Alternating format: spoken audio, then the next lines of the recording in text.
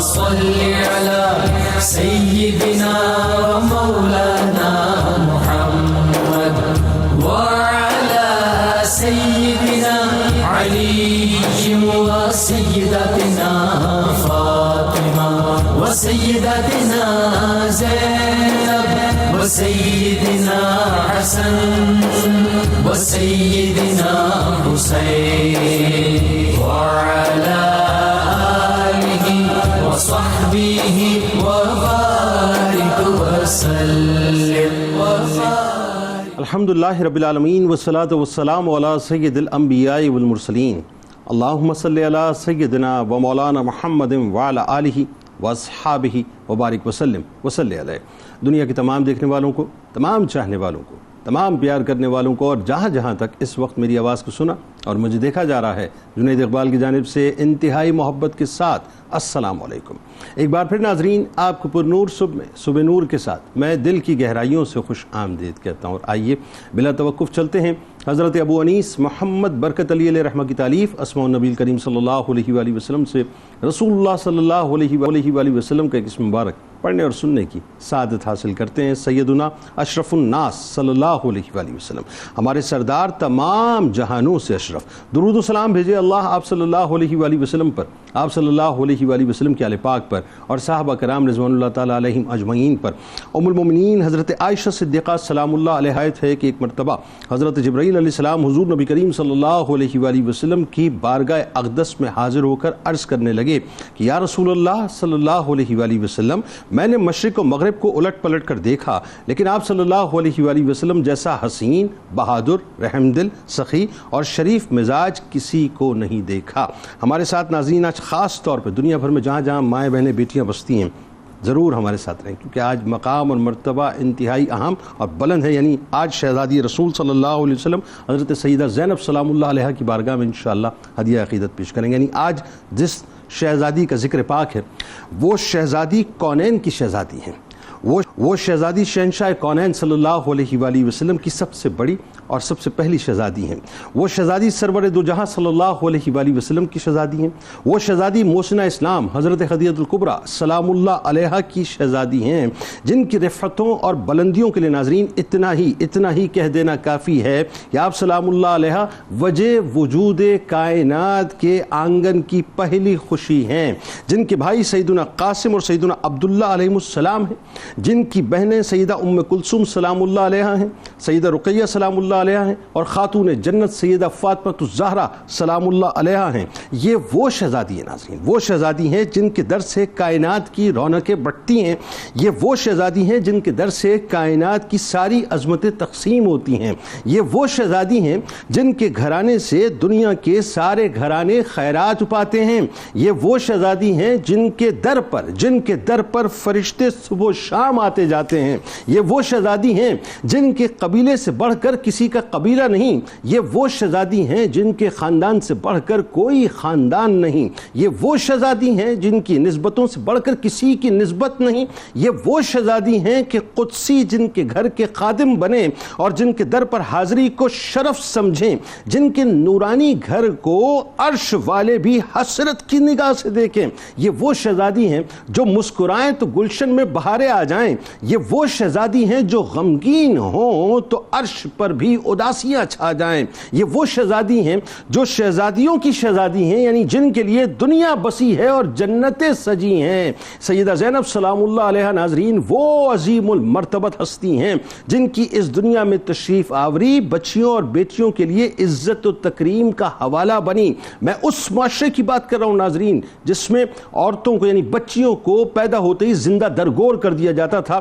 اور اللہ تبارک و تعالیٰ نے اپنے محبوب کو جو پہلی خوشی عطا کی وہ بیٹی کی صورت میں عطا کر کے اس تمام سوچ کو کولیپس کر کے رکھ دیا جو عرب کے معاشرے میں تھی۔ یعنی بچیوں اور بیٹیوں کے لیے آپ کی آمد عزت و تکریم کا حوالہ بنی، جن کی آمد پر امام الانبیاء مالک کون و مکان اپنے مالک کے حضور شکرانے سے سر اقدس کو جھکائیں اور عرب کے اس معاشرے میں کھل کر خوشیاں منائیں جس معاشرے میں بچیوں کو پیدا ہوتے ہی ختم کر دیا جاتا تھا، موت کے گھاٹ اتار دیا جاتا چاہتا تھا، جو راحت قلب و سینہ کے قلب کی پہلی راحت بنی، جن کو سبب زینت کائنات نے زین اب کہہ کر پکارا۔ ناظرین کرام، حضرت زینب سلام اللہ علیہا وہ پاک مطہر ہستی ہیں جن کی سیرت و کردار، جن کی شخصیت و اطوار، جن کا زہد و تقوی،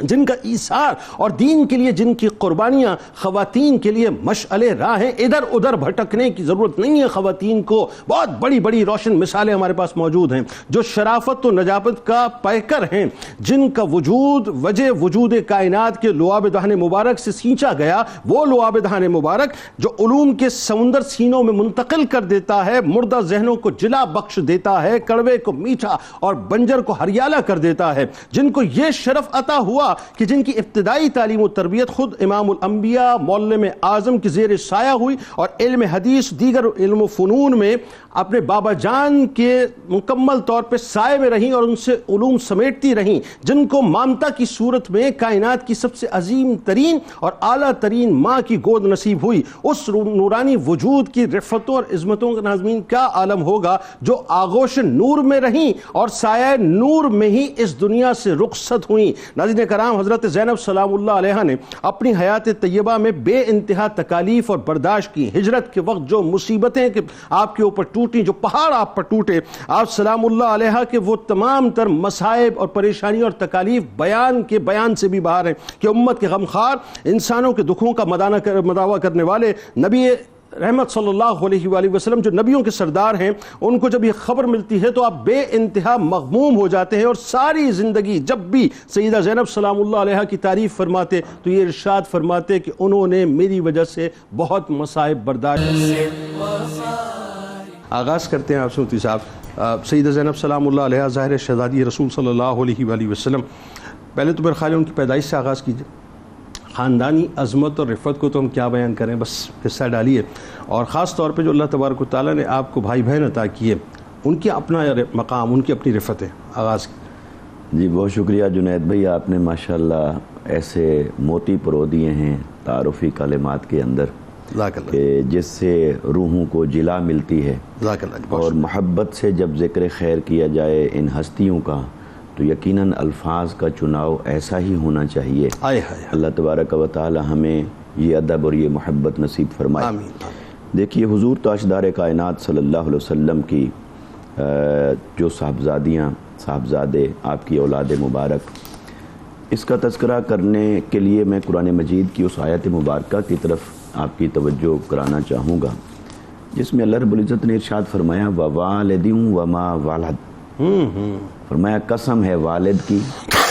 اور قسم ہے اس کی جس کی ولادت ہوئی۔ تو یہاں پر چونکہ قرآن مجید نے عموم کے ساتھ ایک چیز بیان کر دی پردے میں رکھ کر، اور یہ واضح نہیں فرمایا کہ یہاں کس والد کا تذکرہ ہے اور کس اولاد کا تذکرہ ہے، تو پھر مفسرین کرام نے بہت ساری تفاسیر اور اقوال اس کے ضمن میں بیان کیے، جن میں یہ بھی کہا گیا کہ والد سے مراد حضرت آدم ہیں اور پوری بنی آدم اولاد مراد ہے، یا حضرت ابراہیم علیہ السلام بطور والد ہیں کہ آپ جد الانبیاء ہیں اور آقا علیہ السلام بھی اولاد میں ہیں، یا یہ کہ خود آقا علیہ السلام کے والد گرامی اور پھر آپ کی ولادت باسعادت کا تذکرہ ہے۔ اور یہ کہ عمومی طور پر بہت سارے مفسرین نے یہ نقطہ بھی لکھا کہ اللہ رب العزت نے در حقیقت اپنی شان تخلیق کا یہاں پر ذکر فرمایا ہے کہ غور کرو کہ والد اور اولاد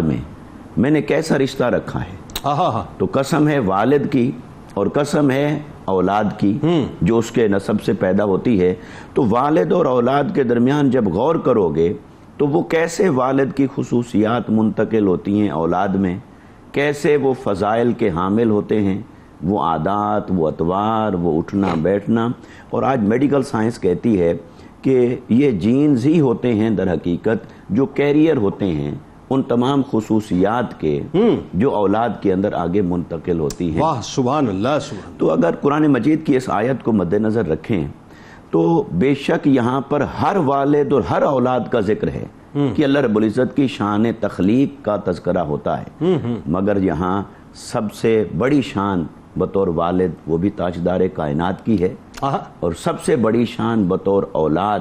وہ آقا علیہ السلام کی اولاد مبارک کی ہے۔ سبحان اللہ۔ تو سیدہ زینب سلام اللہ علیہا آپ کی ولادت باسعادت کے بارے میں اگرچہ آقا علیہ السلام کی تمام اولاد مبارک کے بارے میں اختلاف رائے موجود ہے کہ ان کا سن پیدائش کیا تھا، سال اور مہینہ کون سا تھا، مگر یہ کہ جمہور کی رائے کو جب ہم لیتے ہیں تو سیدہ زینب سلام اللہ علیہا کی ولادت باسعادت ہوتی ہے جب آقا علیہ السلام کی عمر مبارک 30 برس کی تھی۔ اوکے، ٹھیک ہے۔ اور یہ بات بھی راجح قول کے مطابق ہے کہ آقا علیہ السلام کی عمر مبارک 25 برس تھی جب آپ نے سیدہ خدیجۃ الکبریٰ رضی اللہ تعالی عنہا و سلام اللہ علیہا آپ سے نکاح فرمایا۔ یعنی اس کا مطلب یہ ہوا کہ شادی کے نکاح کے 5 برس کے بعد پہلی اولاد اللہ تعالیٰ نے آپ کو اب جو آپ نے اپنے انٹرو میں بھی یہ ذکر فرمایا کہ پہلی اولاد مبارک، تو اس میں بھی علماء کرام کے مابین اختلاف ہے اچھا کہ سب سے پہلے حضرت قاسم رضی اللہ تعالی عنہ ان کی ولادت باسعادت ہوئی، یا آپ کی اولاد مبارک میں سب سے پہلے سیدہ زینب سلام اللہ علیہا کی ولادت باسعادت ہوئی۔ تو اقوال دونوں طرح کے موجود ہیں، لیکن بیٹیوں میں شہزادیوں میں بڑی اور سب سے پہلی آپ۔ اقوال اس اعتبار سے دونوں طرح کے موجود ہیں، مگر آقا علیہ السلام نے اپنے بیٹے کی وجہ سے ابو القاسم کا لقب اختیار فرمایا۔ تو ائمہ کہتے ہیں کہ راجح قول یہی ہے کہ جب پوری اولاد میں سے سب سے پہلے کی بات کریں گے تو حضرت قاسم ہیں، لیکن ان کے بعد پھر سیدہ زینب ہیں، لہٰذا تمام صاحبزادیوں کے اندر سیدہ زینب سلام اللہ علیہا آپ اول ہونے کی شان حاصل ہے۔ سبحان اللہ۔ تو آنگن نبوی ہے اور سیدہ خدیجۃ الکبریٰ کی گود مبارک ہے، اللہ، اور آپ سیدہ زینب جیسی پیاری بیٹی پھول کلی وہ تشریف لاتی ہیں آقا علیہ السلام کے گھر میں۔ یقیناً وہ محبتیں بھی سمیٹیں، وہ شفقت بھی سمیٹی، وہ تربیت بھی حاصل ہوئی، اور پھر 10 سال کم و بیش گزرتے ہیں آقا علیہ السلام کے اظہار نبوت سے قبل، کیونکہ 40 سال کی عمر مبارک میں آپ نے بعثت کا اعلان فرمایا، تو یہ 10 سال آپ نے گزارے، اور پھر اس کے بعد کا وقت بھی گزارا۔ تو پھر آپ کی دوسری ہمشیرہ وہ سیدہ رقیہ ہیں، پھر حضرت ام کلثوم ہیں، پھر سیدہ کائنات فاطمہ الزہرا سلام اللہ علیہا ہیں، اور آقا علیہ السلام کے بیٹوں میں حضرت قاسم ہیں، پھر حضرت عبداللہ ہیں، اور انہی کے لقب میں طیب بھی آیا اور طاہر بھی آیا، پھر آخری بیٹے حضرت ابراہیم ہیں۔ تو سیدہ زینب سلام اللہ علیہا کا اپنے بہن بھائیوں کے اعتبار سے اور اپنے آنگن اور صحن کے اعتبار سے، گود کے اعتبار سے، نسب کے اعتبار سے ایسا بے مثال رتبہ ہے کہ جو کائنات کے لیے ہمیشہ قابل رشک رہے گا۔ کیا کہنا ہے بھائی، ذرا سادات سے بھی پوچھ لیتے ہیں اس بارے میں، ظاہر ہے کیونکہ جشت کے بارے میں گفتگو کرتے ہوئے تو پھر لطف ہی کچھ اور ہوتا ہے نا۔ ذرا یہ بتائیے سیدہ زینب سلام اللہ علیہا کا، اب دیکھیں، اب ایک تو ظاہر ہے آپ کی پیدائش کا واقعہ، پھر ایک زندگی کا وہ فیز ہے جہاں پہ حضرت ابو العاص رضی اللہ تعالیٰ عنہ سے آپ کا نکاح ہوتا ہے۔ اچھا، آپ رضی اللہ تعالیٰ عنہ کا جو تعارف ہے وہ لوگوں کو آپ بتائیے، خاص طور پہ جو اسلام لانے سے قبل آپ نے کردار ادا کیا ہے، جس کی بڑی سرکار علیہ السلام نے توصیف بھی فرمائی، اور آپ کو باقاعدہ دامادی کے اعتبار سے خراج تحسین بھی سرکار نے پیش کیا، بتائیے ذرا۔ بسم اللہ الرحمن الرحیم، اللہم صلی علی سیدنا و نبینا و مولانا محمد وعلی آلہ وآل بیتہ واصحابہ وبارک وسلم، صلاۃ و سلام علیک یا سیدی یا رسول اللہ۔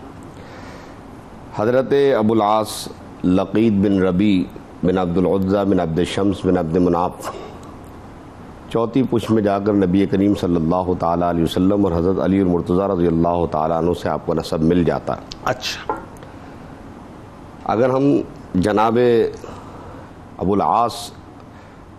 کی زندگی کا مطالعہ کریں، ابتدائی زندگی کا قبل از اسلام، تو وہ جو مکہ کا معاشرہ ہے، مکہ المکرمہ کا معاشرہ، تو کیا کہیں اسے ہجوم انسانی کہہ دیں تو زیادہ اچھا ہے، کہ اس ہجوم انسانی میں ایک بلند قد ان کا نظر آتا ہے۔ اگر تاریخ کے اوراق پلٹ کر دیکھا جائے تو انگلیوں پہ گنا جا سکتا ہے چند افراد ہیں جن کے بلند قد ہیں، ان میں ایک جناب ابو العاص کا بھی قد ہے، اپنی شرافت، اپنی نجابت، امانت، اپنی اصالت اور اپنی امامت کے اعتبار سے دیکھا جائے تو ایک الگ امتیازی مقام رکھتے ہیں، واہ، یعنی آپ کا ایک شخصی جداگانہ امتیاز رکھتے ہیں، اور ایسا جداگانہ امتیاز رکھتے ہیں، ایسا اونچا مقام رکھتے ہیں۔ اچھا، ایک تو انسان کا اپنا کردار ہوتا ہے، تو یہ اپنے کردار کے اعتبار سے بہت اچھے اونچے مقام پر ہے۔ دوسرا خاندانی تعلق کہ جناب سیدہ خدیجہ سلام اللہ علیہا کی بہن حالہ بنت خویلد کے صاحبزادے ہیں، ایک بڑے گھرانے سے تعلق ہے۔ بالکل ٹھیک۔ دوسری بات، حضرت خدیجہ رضی اللہ تعالی عنہ کے تعلق کی وجہ سے ایک بہت بڑے تاجر بھی ہیں، ٹھیک ہے، اور تجارت میں بھی ایک بڑا بلند مقام ہے۔ اوکے، اس زمانے میں تجارت کے اندر مقام پانا آسان بات نہیں ہے جنید بھائی۔ بالکل ٹھیک، بالکل بہت اچھے انداز میں انہوں نے تجارت کی اور تجارت میں اپنا نام، اپنا مقام پیدا کیا، اپنا سکہ جمایا۔ اچھا، حضرت خدیجہ الکبریٰ سلام اللہ علیہ آپ سے محبت بھی بہت فرماتی بے تھی، حساب سپورٹ بھی محبت بہت کرتی تھی، اور وہ جو ملکۃ التجار کا کانسیپٹ ہے کہ سب سے بڑی امپورٹر ایکسپورٹر، یہاں پہ جو ہے وہ ایک سپورٹ بھی نظر آ رہی ہے حضرت ابو العاص رضی اللہ تعالیٰ عنہ کو حضرت خدیجہ الکبریٰ سلام اللہ علیہ۔ بالکل ایسا ہی ہے۔ اب ہم دیکھتے ہیں کہ جناب سیدہ خدیجہ سلام اللہ علیہ نے خود نبی اکرم صلی اللہ تعالیٰ علیہ وسلم سے یہ درخواست کی کہ اگر آپ میری بہن کے صاحبزادے کے ساتھ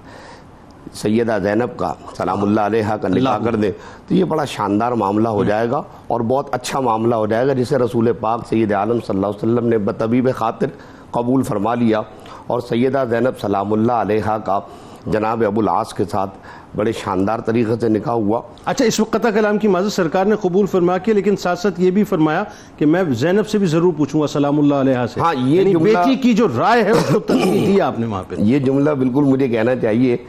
کہ یہاں پر رسول کریم صلی اللہ علیہ وسلم کا یہ کردار جو ہے امت کے لیے ایک رہنما اصول ہے کہ آپ صلی اللہ علیہ وسلم نے پہلے صاحبزادی سے پوچھا اور خود فرمایا کہ بھئی پہلے میں اپنی بیٹی سے کنفرم کر لوں، اور بیٹی سے جب آپ نے پوچھا ہے تو بیٹی کے چہرے کی جو سرخی ہے اس نے بتا دیا کہ ہاں بیٹی راضی ہے۔ تو یہاں پہ رسول اللہ صلی اللہ علیہ وسلم نے گویا امت کو ایک اصول یہ بھی دے دیا کہ جب آپ کی بیٹی کا کوئی رشتہ آئے گا تو پہلے آپ اپنی بیٹی سے بھی اس بارے میں رائے ضرور لے لیں، اس میں کوئی حرج نہیں ہے۔ تو یوں ہم دیکھتے ہیں کہ جناب ابو العاص کا جو اسلام سے پہلے کا کردار ہے، آپ کی شخصیت ہے، آپ کی شرافت ہے، آپ کی امانت ہے، وہ عربوں میں بھی مشہور ہے، مکے میں بھی مشہور ہے، اور اسی کی وجہ سے رسول کریم صلی اللہ تعالیٰ علیہ وآلہ وسلم نے آپ کو اپنی دامادی کا شرف بھی عطا فرمایا۔ اور ایک بات اور یہ بھی یہاں کہنا ضروری سمجھتا ہوں کہ جب شعب ابی طالب میں محصور کیے گئے،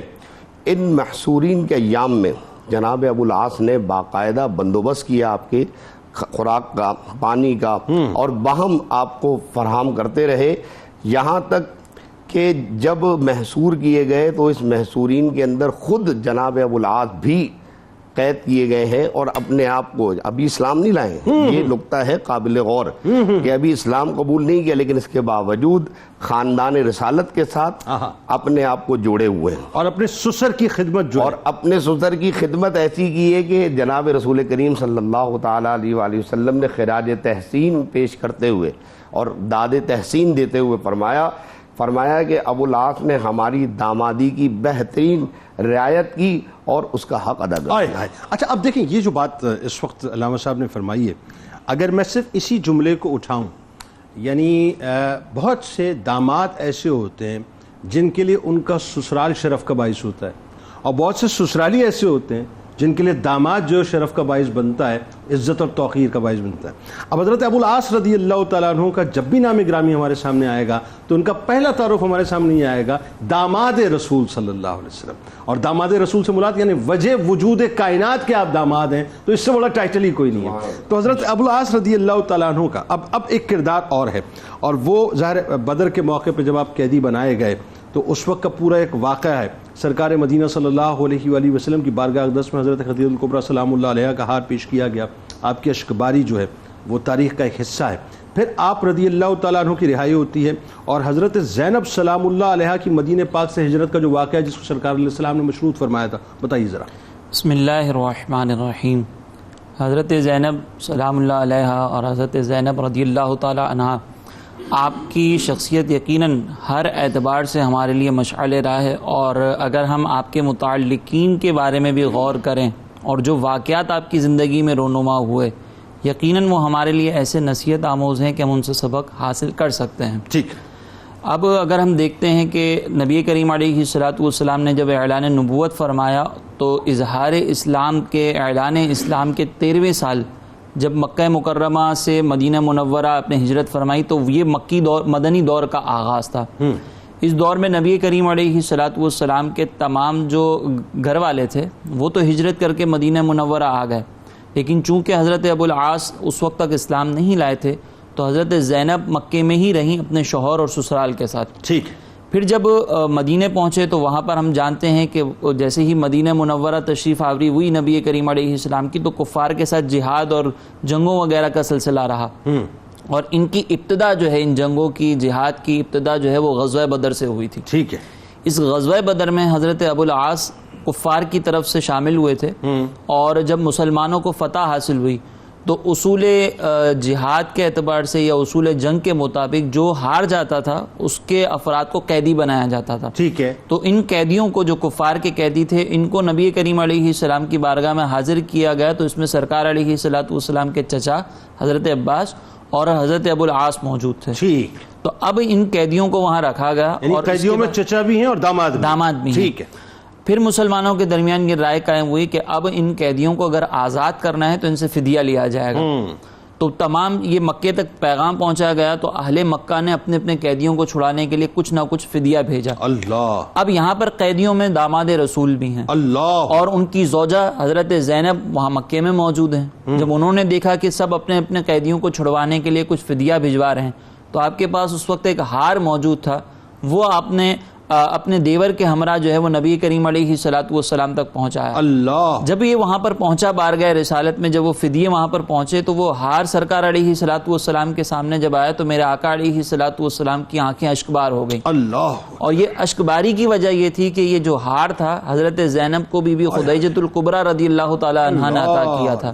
تو سرکار علیہ الصلوۃ والسلام کی حضرت خدیجۃ الکبریٰ رضی اللہ تعالی عنہا سے ایک محبت تھی، ایک وارفتگی تھی، آپ بہت محبت کرتے تھے. تو یہ ہار دیکھ کر آپ کو ان کی یاد تازہ ہو گئی اور آپ کی آنکھوں سے اشک جاری ہو گئے. اللہ. اب جب یہ اشک جاری ہوئے تو خود کوئی فیصلہ نہیں کیا بلکہ صحابہ کرام کو بلایا، صحابہ کرام سے مشورہ کیا اور ان سے کہا کہ اگر تم میری رائے مانو تو کیا یہ ہار ہم سیدہ کو واپس کرتے ہیں، زینب کو واپس انصاف کا پہنچا. معیار بھی دیکھیے کیا ہے، کیا یہ انصاف کا اعلیٰ معیار ہے کہ لیڈر ہیں اور سرکار علیہ السلام فیصلہ کرتے تو صحابہ کرام کبھی بھی اس پر اعتراض نہیں کرتے، اف نہ کرتے، لیکن یہ مثال قائم کرنی. صحابہ کو جمع کیا، ان سے کہا کہ میری رائے یہ ہے کہ زینب کو یہ ہار واپس بھجوا دیا جائے، اس کی والدہ کی نشانی ہے. اس کے بدلے ہم جو ہے وہ ابو العاص سے ایک وعدہ لے لیتے ہیں کہ جب وہ واپس مکے جائیں گے تو زینب سلام اللہ علیہا کو وہ واپس بھیج دیں گے. تو اس بنیاد پر جو ہے وہ صحابہ کرام نے بالکل اس مشورے کو قبول کیا اور حضرت ابو العاص کو روانہ کر دیا گیا مکے کی طرف، اور اس وعدے کے ساتھ کہ جب آپ وہاں پر جائیں گے تو زینب کو مدینے کے لیے روانہ کر دیں گے. اب جب آپ وہاں پر جاتے ہیں وہاں پر حضرت زینب رضی اللہ تعالی عنہا کو پورا واقعہ سناتے ہیں، سارے معاملات بتاتے ہیں اور پھر اپنے بھائی کنانہ کے ساتھ روانہ کرتے ہیں مدینے کے لیے. اب جب یہ حضرت زینب وہاں سے روانہ ہوتی ہیں تو وہاں پر اہل مکہ کو خبر ہو جاتی ہے کہ نبی کریم علیہ السلام کی شہزادی مدینے میں جا رہی ہیں، تو وہ تعاقب میں نکلتے ہیں. تو وادی ذی طویٰ پہ جب پہنچتے ہیں تو حبار اسود نامی ایک شخص تھا، اس نے حضرت زینب رضی اللہ تعالیٰ عنہا کو نیزہ مارا. اللہ. اور اس نیزے کی وجہ سے آپ سواری سے نیچے تشریف لے آئیں، آپ زمین پر گر گئی، جس کی وجہ سے آپ کافی زخمی بھی ہوئیں. اور اس کے بعد جو ہے وہ آپ کے ساتھ جو آپ کے دیور موجود تھے کنانہ، جب انہوں نے یہ دیکھا کہ کفار نے حملہ کر دیا تو فوراً انہوں نے تیر نکال کر چلانا شروع کر دیا، بڑی بہادری کے ساتھ لڑے. وہ بھی اس وقت تک اسلام نہیں لائے تھے لیکن اپنی بھابھی کا دفاع کر رہے تھے. حضرت ابو العاص نے جو ایک ذمہ داری دی تھی اس کو پورا کر رہے تھے، اور انہوں نے یہ کہا کہ اگر تم نے راستہ روکا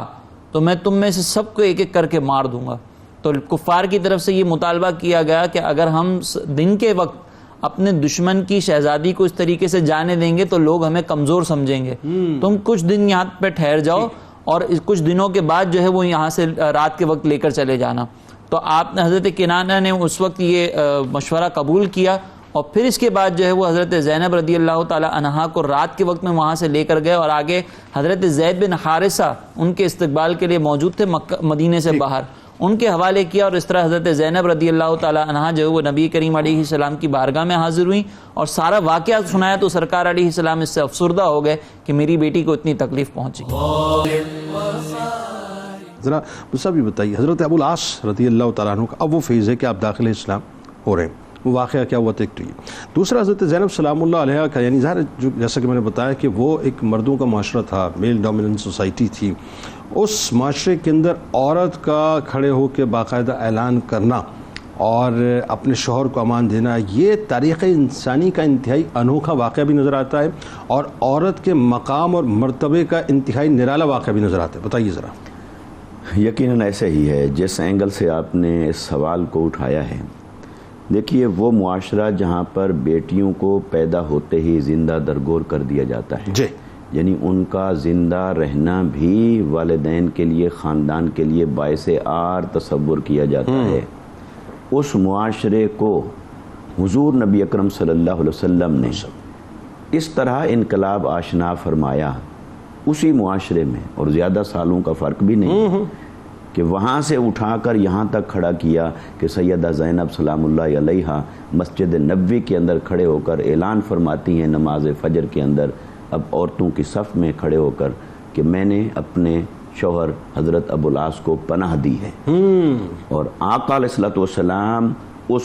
ان کے اس فیصلے کی تائید فرماتے ہیں کہ ہاں انہیں یہ حق حاصل ہے اور انہوں نے جو فیصلہ کیا ہے یہ ان کا رائٹ ہے, لہٰذا اس فیصلے کا احترام ہوگا, اسے مانا جائے گا. کیسے ہوا, کیسے واقع ہوا؟ میں اس کی طرف آتا ہوں, مگر میں یہ فرق دکھا رہا ہوں اپنے سامعین کو کہ دیکھیے عورتوں کو کہاں سے اٹھا کر آقا علیہ الصلوۃ والسلام نے کہاں تک پہنچایا. یہ ہے وہ انقلاب جس کے اندر ویلیوز ہیں, اقدار ہیں, اور انہی اقدار کو ایک اور اینگل سے دیکھنے کی ضرورت ہے. بتائیے. ابھی علماء کرام نے جیسے تذکرہ فرمایا کہ حضرت ابو العاص رضی اللہ تعالیٰ عنہ انہوں نے کس طرح سے اسلام قبول کرنے سے قبل شعب ابی طالب کے اندر معصورین کے ساتھ اپنے رشتے کو نبھایا. تو یہ ایک ہے نظریاتی اختلاف, اور وہ محض نظریاتی اختلاف نہیں تھا, دین اور ایمان کا اختلاف. ٹھیک ہے, تو نظریاتی اختلاف کے باوجود, دین اور ایمان کے اختلاف کے باوجود رشتوں کو نبھانا اور رشتوں کا جو حق ہے اسے اپنی جگہ پر قائم رکھنا,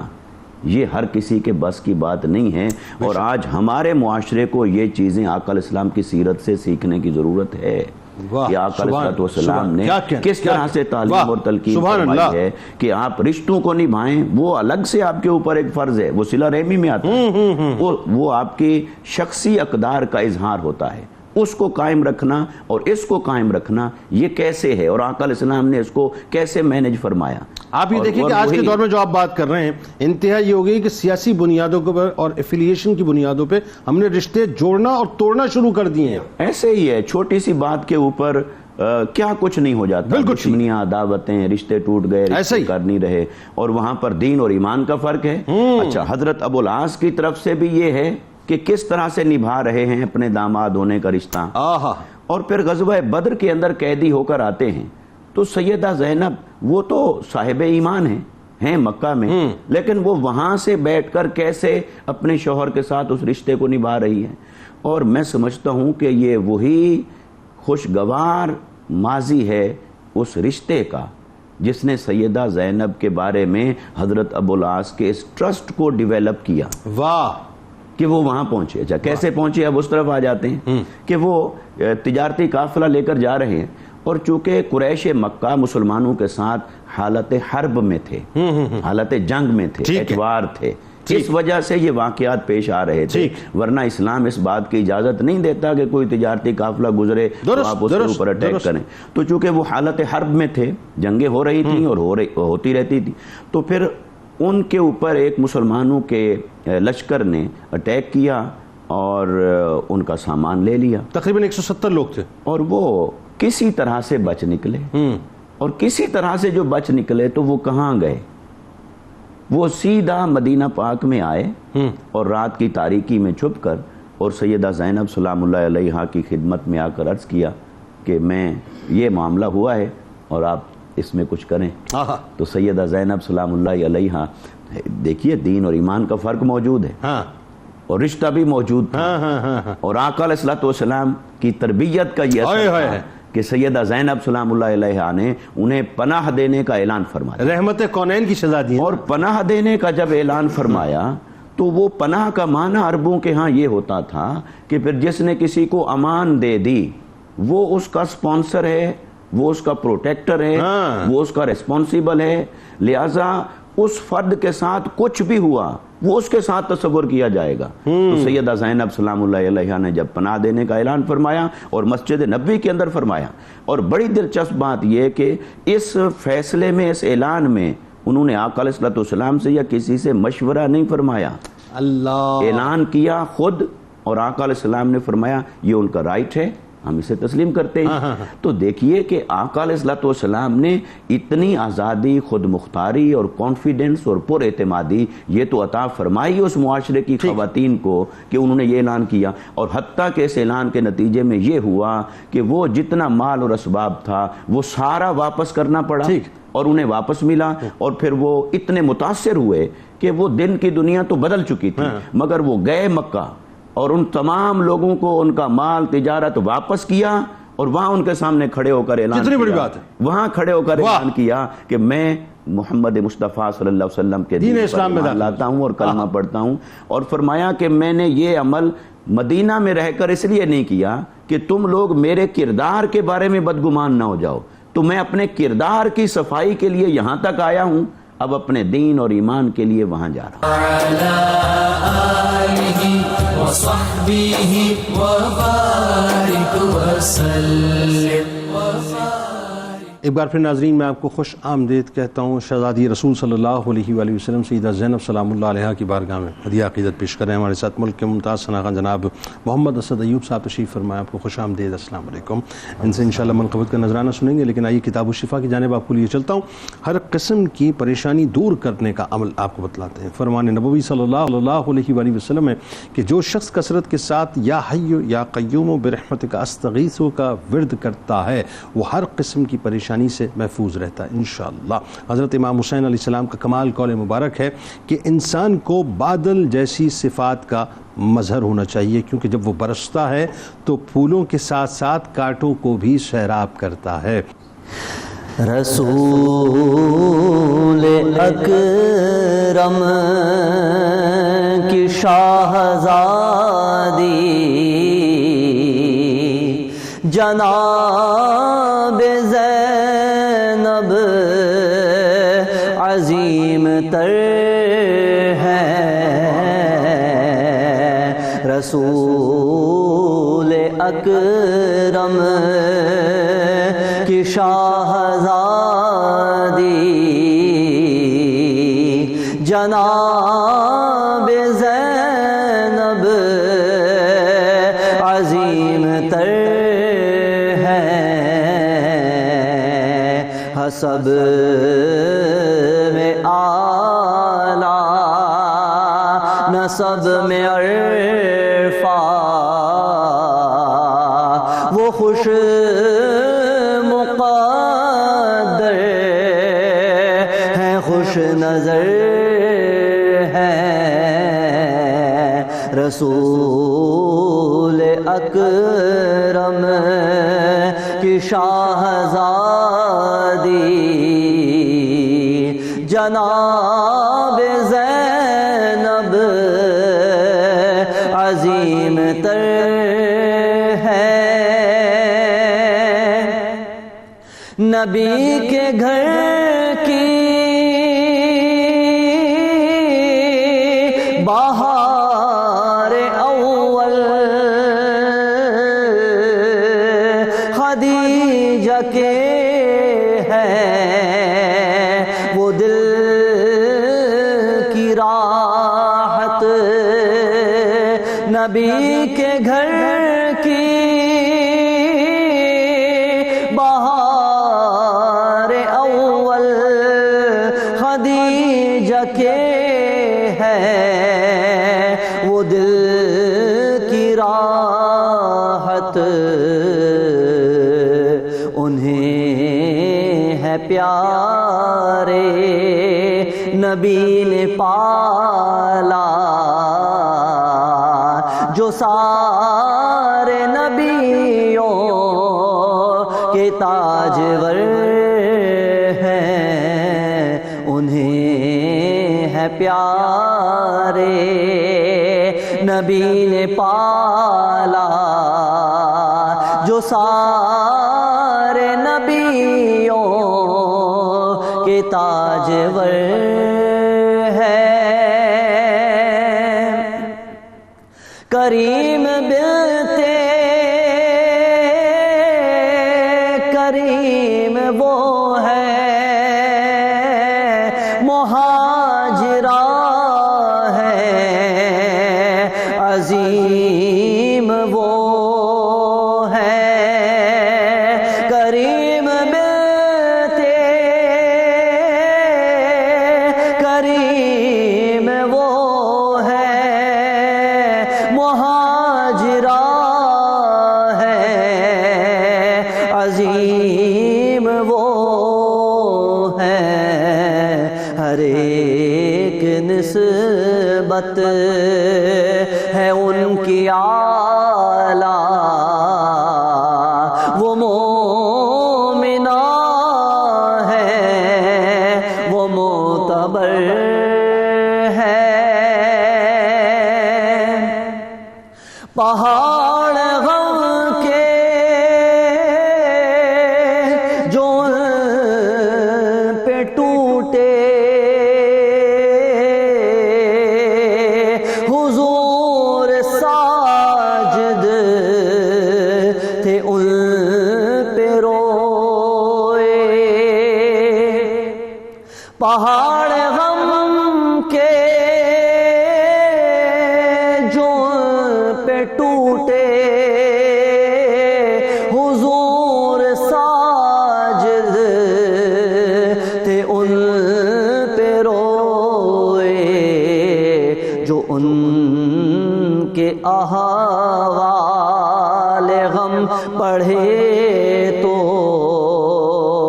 یہ دل ہے زخمی یہ آنکھیں تر ہیں جو ان کے احوال غم پڑھے تو یہ دل ہے زخمی یہ آنکھیں تر ہیں رسول اکرم کی شاہزادی